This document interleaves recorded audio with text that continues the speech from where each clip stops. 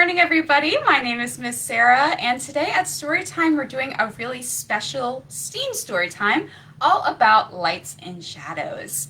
But I am so happy that you're all here with me today, so let's start out by standing up and we'll sing If You're Happy and You Know It. So stand up and get ready to sing. If you're happy and you know it, clap your hands. If you're happy and you know it, clap your hands. If you're happy and you know it and you really want to show it, if you're happy and you know it, clap your hands. If you're happy and you know it, stomp your feet. If you're happy and you know it, stomp your feet.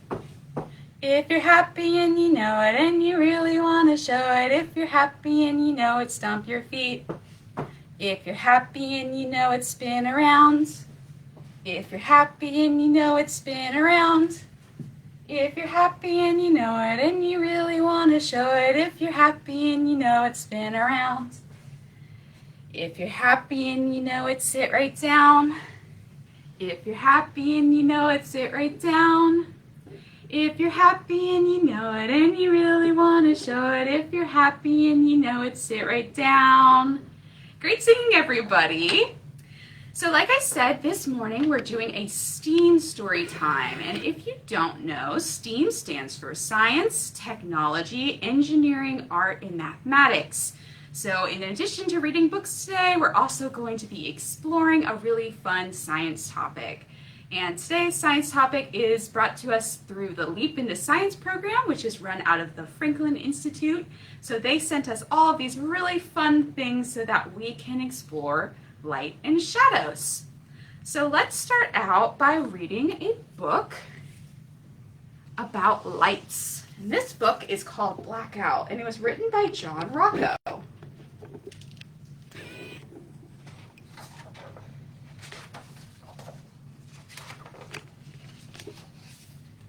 It started out as a normal summer light. The city was loud and hot.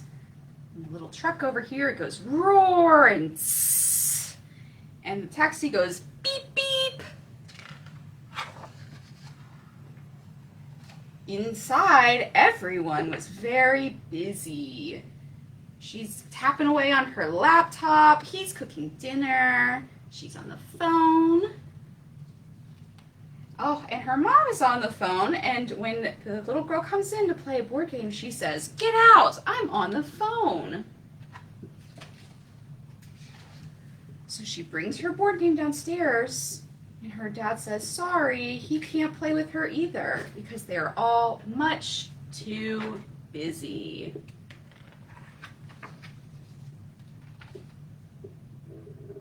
So she has to play all by herself. But then the lights went out. All the lights in the city went out. All of them. Have you ever been in a blackout where all the lights went out? Mom, cried the little girl. Yeah, she was playing a video game, but now she can't because the power's out. Nothing worked at all. But fortunately, they had a flashlight. We have a flashlight here. Needs to light up the book. Yeah, when you if you've ever been in a blackout, think about what you had to use to be able to see. Did you use a flashlight or maybe some candles? The city outside was dark and quiet and still. We huddled around flashlights and candles. Look, they're making shadow puppets. We're going to do that later.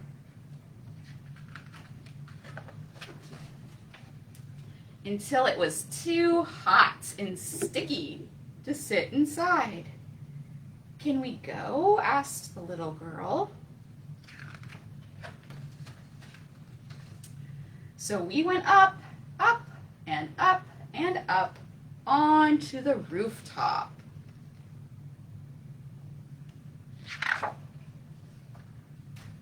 And when they went out there, what do you think they saw when they got up there? They saw the lights in the sky. Look how pretty the stars are. And they also saw people. It was a block party in the sky. We waved to everybody, then heard other sounds below. So we went down and down and down to the streets. Come on, the little girl said. A party was going on there too. Look at what everyone's doing. They're playing in the fire hydrant. They're getting ice cream. Some people are singing. And the little kids are screaming, yippee! And no one was busy at all. When the lights came back on, everything was back to normal.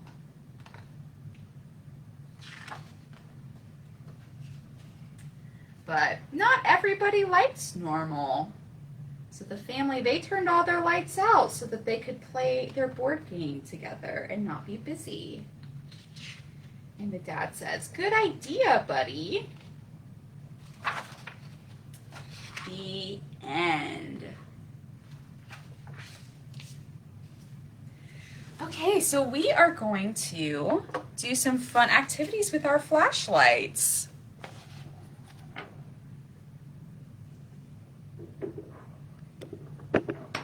Can you see me all right? All right, so I have my flashlight here, and I'm going to show you some cool experiments. And these are some things that you could try out at home. So the first thing I want to show you is what happens if we put our light through different colors. So I have this blue sheet of cellophane right here. Now, what do you think is going to happen when I shine my flashlight through this? Any guesses?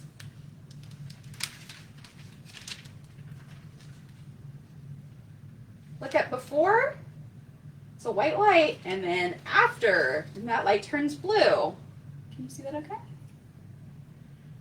right. Let's try some other colors.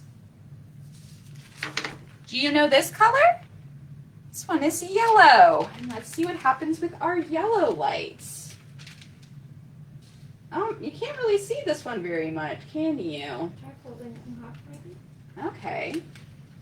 Miss Laura, who is here helping us film today, suggests that we try folding it in half. And let's see. I think you can kind of tell. So we have our normal light that looks kind of bluish. And then we put our yellow on there, and it is much lighter.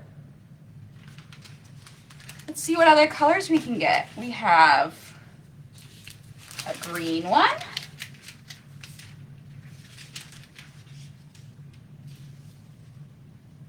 And let's fold that one in half too.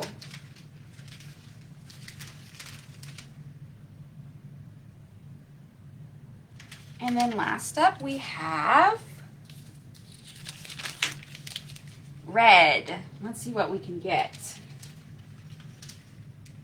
Oh, that's very pretty. I think that looks nice and pink. Now, what do you think will happen if we combine two of these? So, if we combine red and blue, do you know what colors we get when we add red and blue? We get purple. So let's see if we can see some purple light when we hold these up together. I think it already kind of looks purple when we just have the two of them held together here. Let's look at that. Yes, that's much more purple than it was just with one of them. All right, now what other colors can we make? What happens when we add yellow and blue? Do you know what color that makes? That makes the color green. So let's see if we can get another green light by adding these two together this time. You see my hand maybe looks a little bit green?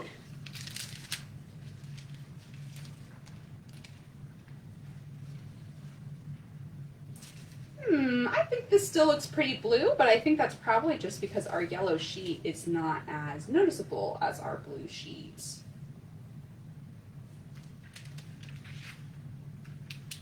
And this is how things like stained glass work. So if you've ever been in some place with a stained glass window, you might notice that when the light comes through the glass and then lands on the ground, that light looks kind of colored like the stained glass.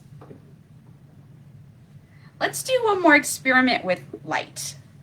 So I have a couple of cups here. And at home, I want you to think, what is going to happen when I shine the light through each of these? So what is going to happen when I shine the light through this cup versus this cup? What do you think it will look like? How might they be different? So let's shine the light through and find out.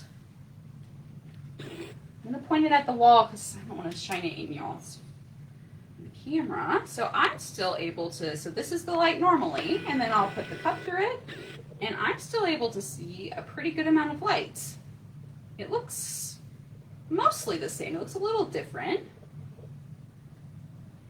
Let's see. What do you think will happen when I use this cup instead? This cup that you can't see through quite as well.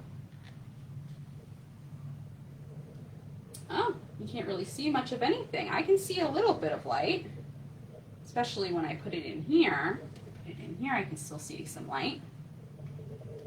And what about with this cup? Do you think we'll be able to see the light still if we put it through this one? No, there's no light on the board at all. Even when I put it on the inside, you can't really tell. And these are some words that we can learn. We can learn some words using these cups. So a cup or anything else that you can shine your light all the way through, like this one, is called transparent, and that means that the light is able to go through the cup. And then this cup and other things like it is translucent. So when we put our light in here, you can see some of the light, but not all of it. And then our last cup, when we put our light in there, you can't see it at all, and that is called opaque. So this is an opaque material because no light travels through it. And this is a fun experiment that you can do at home. I bet you could go around your house and you can find different materials, like it doesn't have to be cups, but I wonder if some of your toys might have some transparent or translucent materials. And you can go around and see if you take a flashlight, or even maybe if you borrowed your parents' cell phone and use the flashlight on that, and see what items you're able to shine a light through.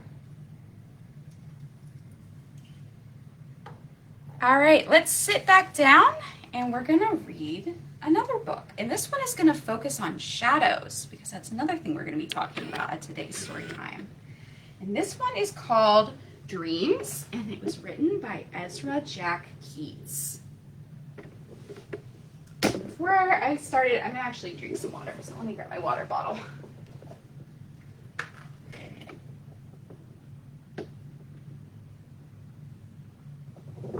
And this water bottle is actually translucent as well. See, the light is able to shine through it, but not all the way because it's a pretty dark material.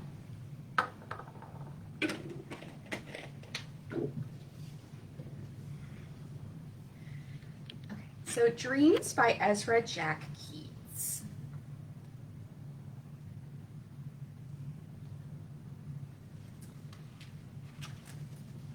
It was hot. After supper, Roberto came to his window to talk with Amy. Do you see them? Here's Roberto and here's Amy. Look what I made in school today, said Roberto. A paper mouse. You see the paper mouse right here? Does it do anything? Amy asked. Roberto thought for a while. I don't know, he said. Then he put the mouse on the windowsill. As it grew darker, the city got quieter. Bedtime, Roberto, called his mother. Bedtime for you too, other mothers called. Good night, Amy. Good night, Roberto. Good night, echoed the parrots. Soon they were all in bed. Did you see the little parrot here? I think I can kind of see his shadow on this curtain. Someone began to dream.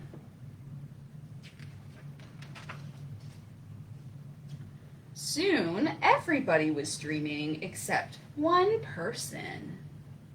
Who do you think isn't dreaming? Somehow, Roberto couldn't fall asleep. It got later and later. Finally, he got up and went to the window. And what he saw down in the street made him gasp. There was Archie's cat. A big dog had chased him into a box. The dog snarled. He's trapped, thought Roberto. What should I do? And now that it's dark in the city, we can kind of see some shadows of the different animals. Do you see their shadows? We have a little shadow here from the dog. And we have one from the box that the cat is in. Then it happened. His pajama sleeve brushed the paper mouse off the windowsill. It sailed away from him. The little mouse is falling down. Do you see its shadow right here?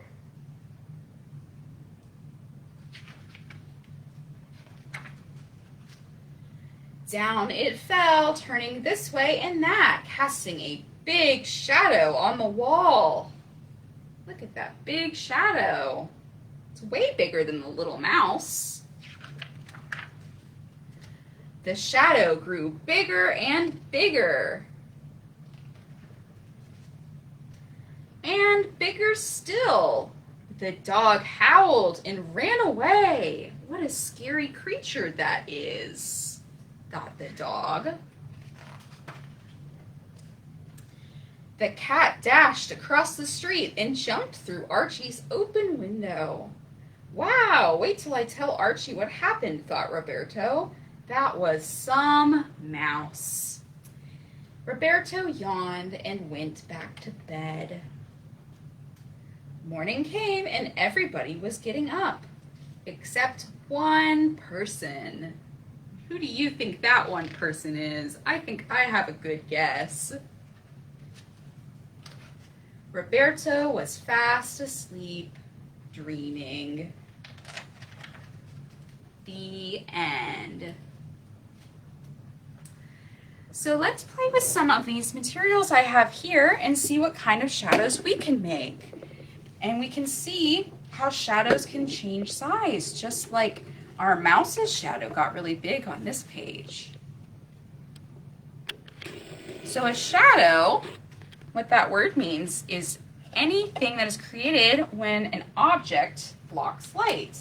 So you can see now that this opaque cup is blocking the light, we have a shadow on the wall. And Miss Laura is going to turn out the lights for us so we can see even better. So you can see that shadow right there from my arm and from the cup and from the flashlight. These are all opaque materials.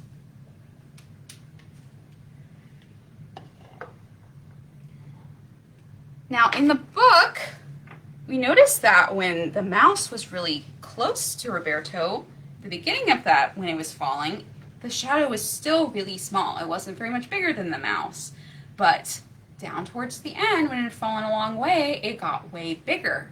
Do you know what makes shadows change sizes?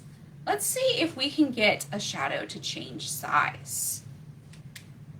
So I have this little raptor right here, and we'll see if we can make his shadow change size. Miss Laura, can you see that all right on the camera? I think you can kind of see him. You see his shadow right here? It's a little itty bitty shadow. Now let's see if we can make it get bigger. And as I'm drawing him away from the board, you notice that that shadow is getting larger.